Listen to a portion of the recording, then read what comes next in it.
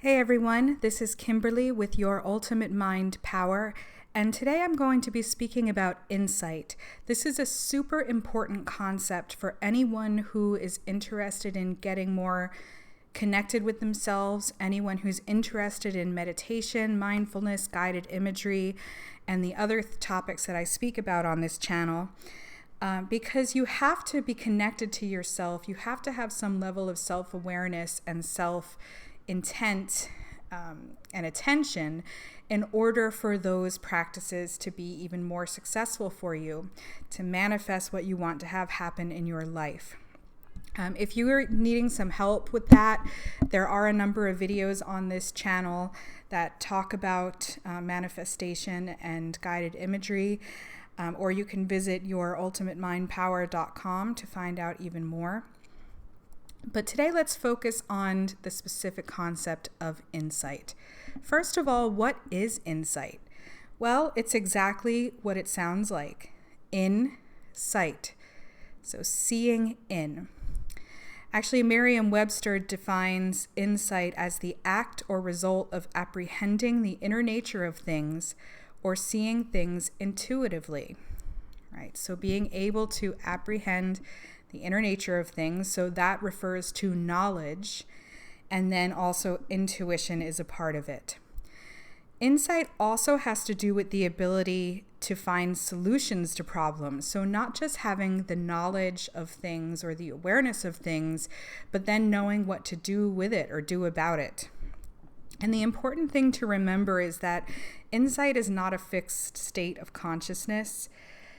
It does change with life experiences. So someone might have a full understanding of an issue one day, but then after only a few days or even a few weeks later, they can start to make excuses, and those things kind of creep in as to why what they once believed to be true no longer applies.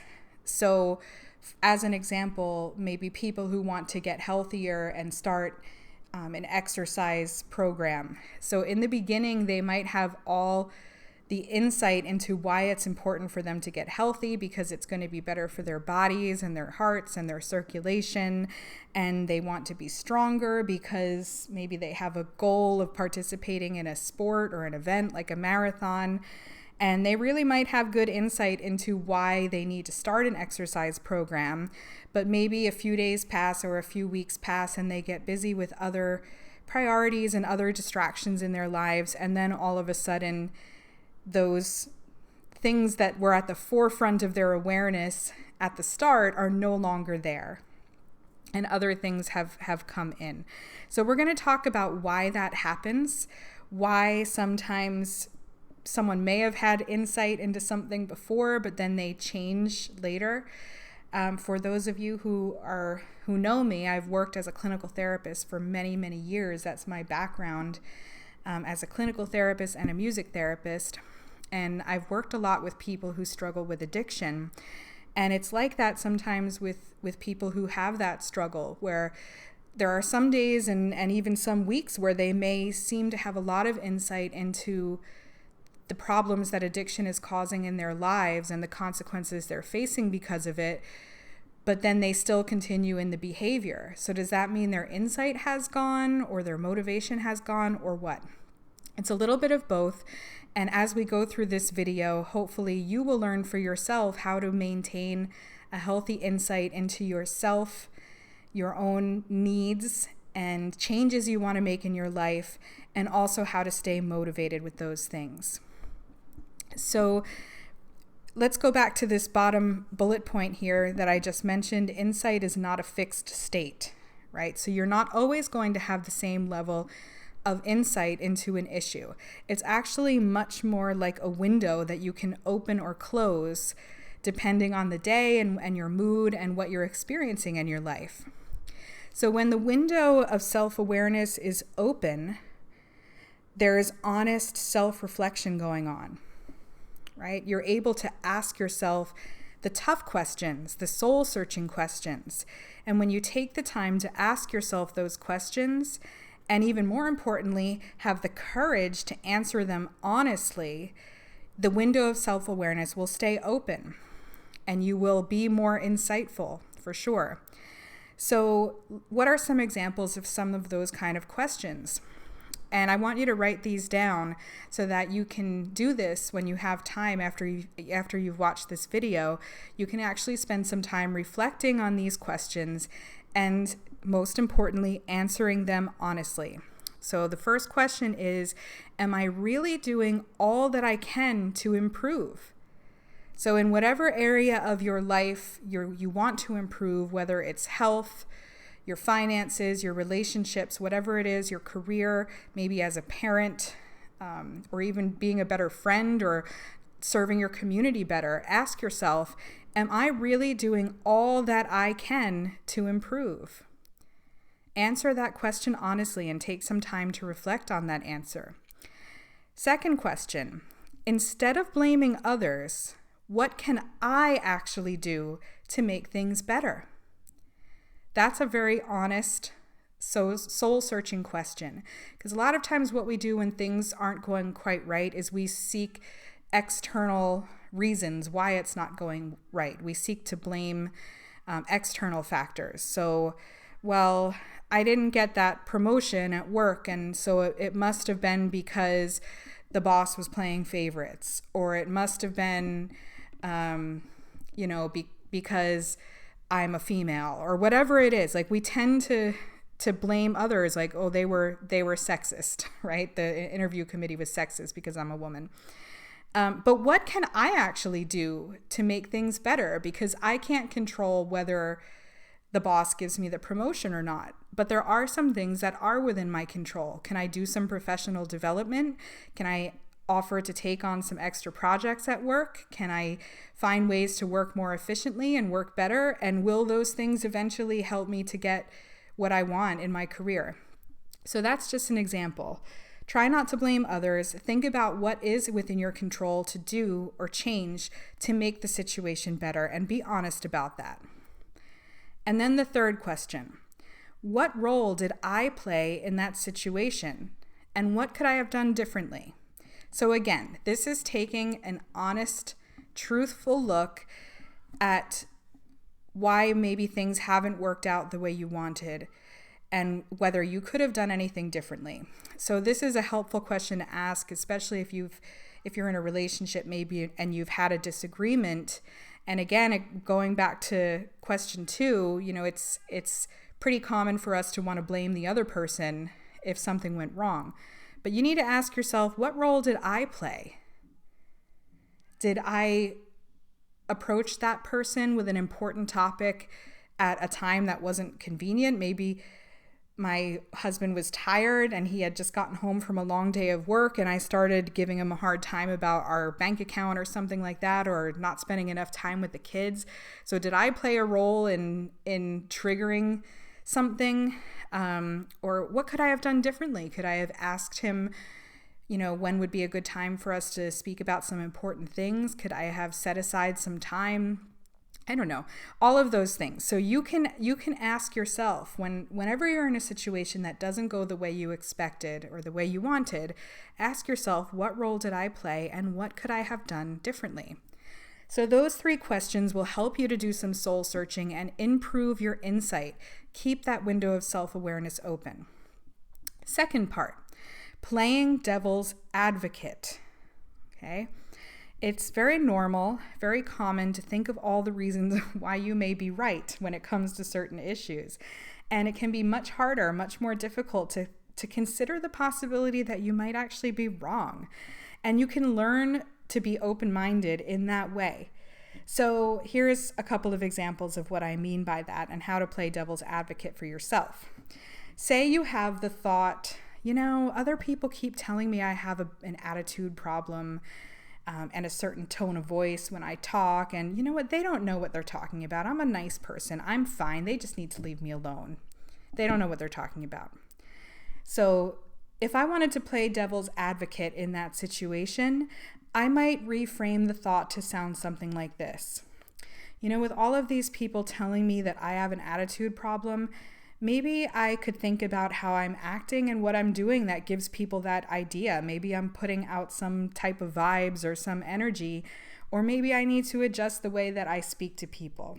right? So I'm going to play devil's advocate, and whenever I get some feedback, even if I don't like it, I'm going to take a look at it and consider the possibility that it might be true, right?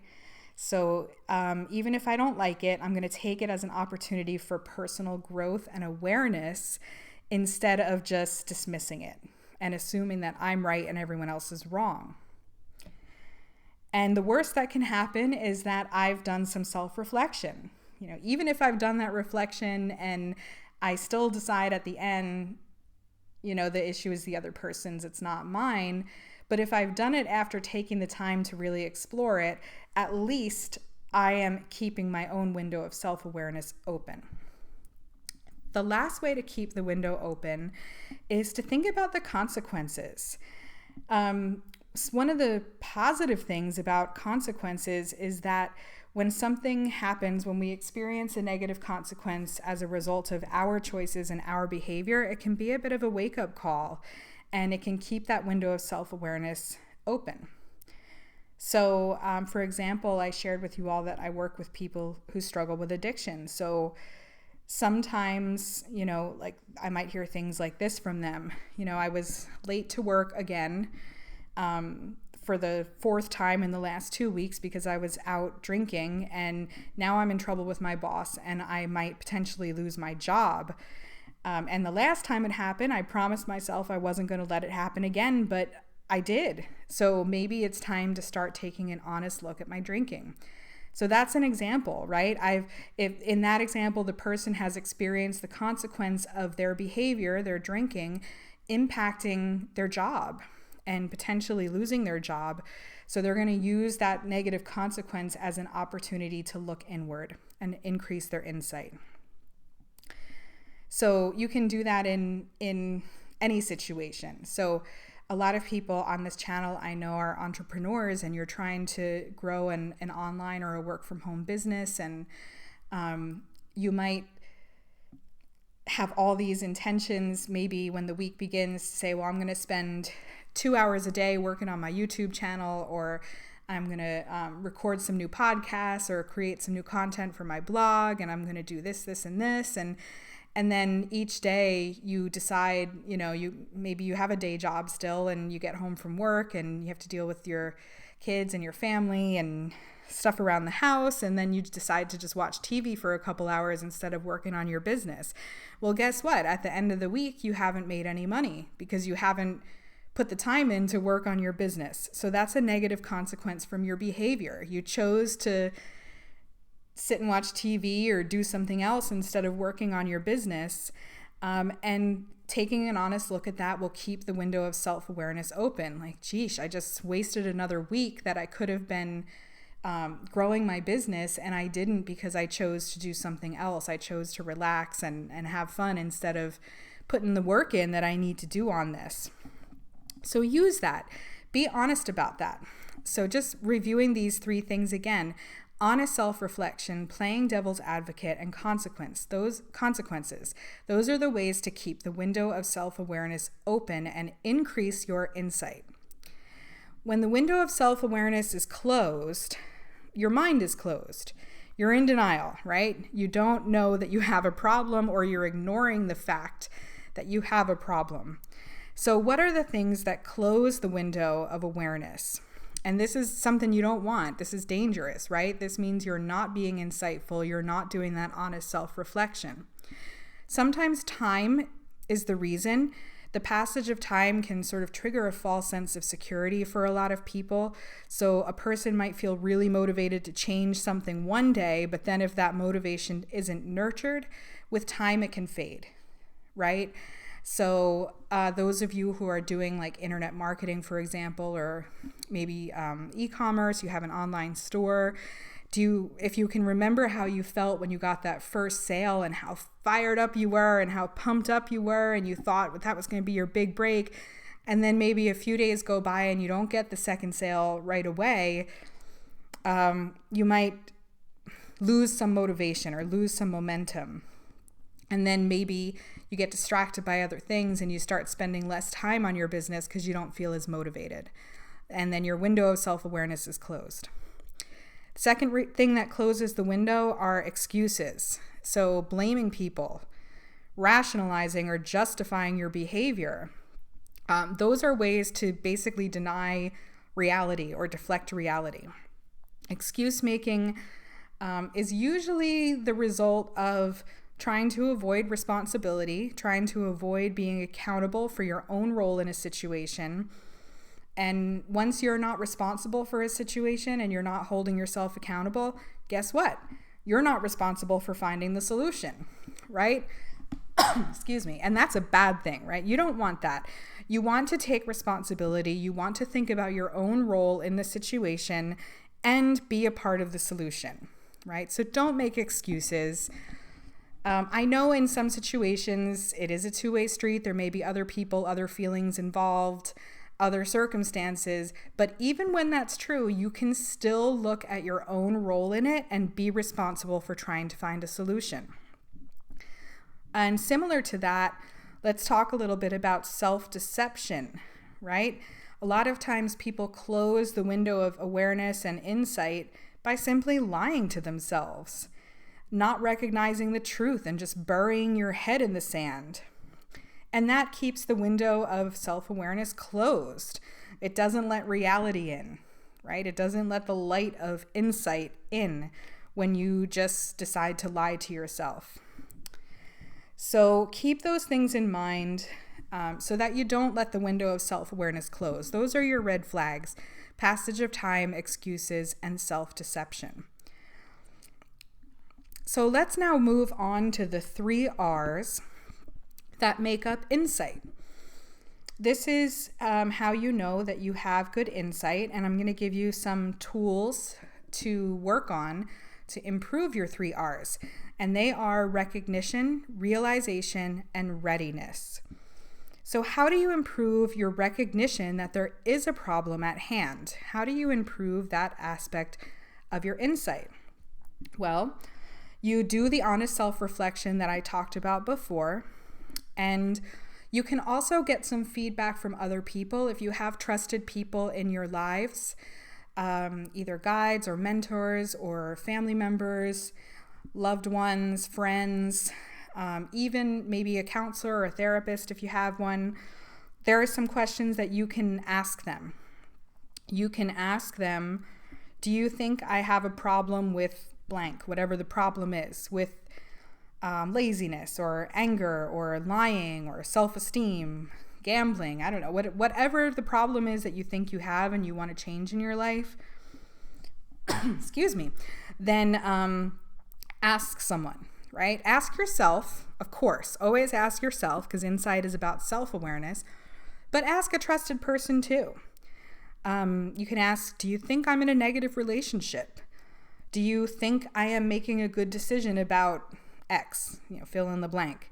Do you think that I should X, you fill in the blank, whatever life choice you're thinking about making. Get some feedback and then be prepared to take it to heart, right? Think about it, explore it, and do some honest self-reflection on it. That is how you improve your recognition. Your realization, that means realizing that some personal change is going to have to occur in order for things to get better. So how do you improve your realization that you need to make some changes? Well, when you get feedback on the questions that you ask in the recognition phase, then you can think about it. Think about what you can learn for it, what stood out for you the most about what you may need to change in your life. What evidence is there in your own experience that shows that the feedback you got may have been accurate? And do some self-reflection about that. Be honest with yourself and others. Make a list of any excuses that have been holding you back from changing up until now.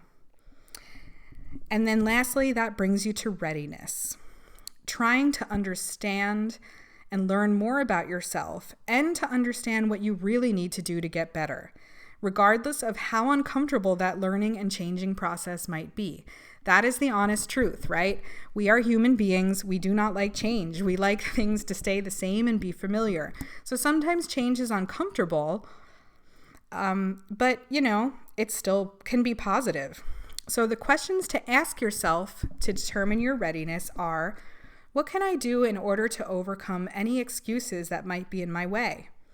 You've already written down your excuses in the realization part.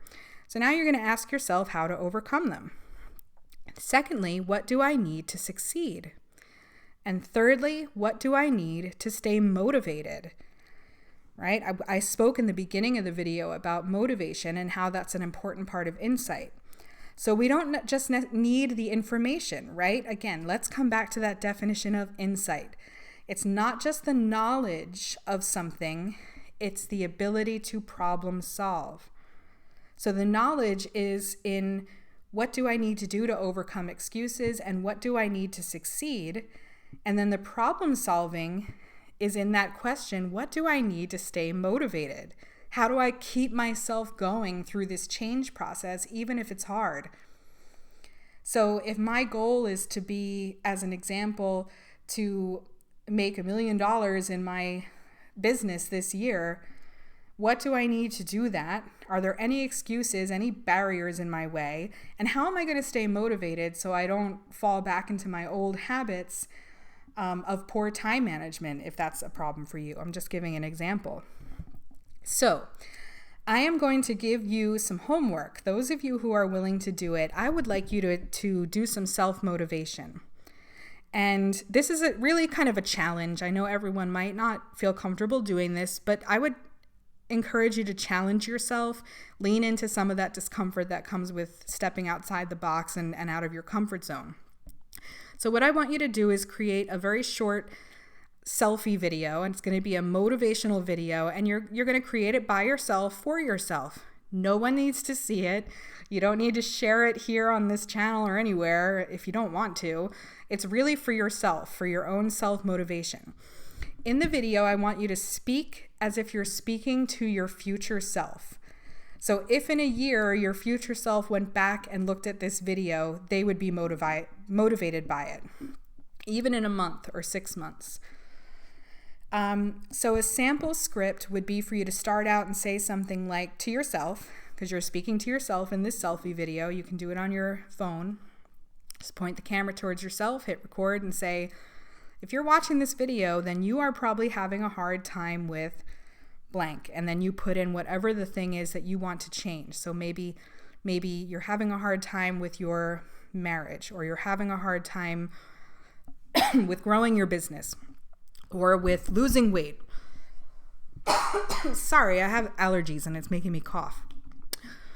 And so you're going to say that. First, you're going to identify the problem. Then you're going to take about 30 seconds and share a positive and supportive message with your future self. Excuse me. So some things that you might want to say are, tell your future self what you need to overcome excuses. Be motivational, be encouraging, be very positive, and think about what you need to hear when you're struggling, and tell that to your future self. And then you can come back to that video anytime you need a little motivation boost, because you've already done the self-reflection and the insight work and you know what you need. So when you need that motivation to keep going, you can rewatch this video at any time and help propel yourself forward.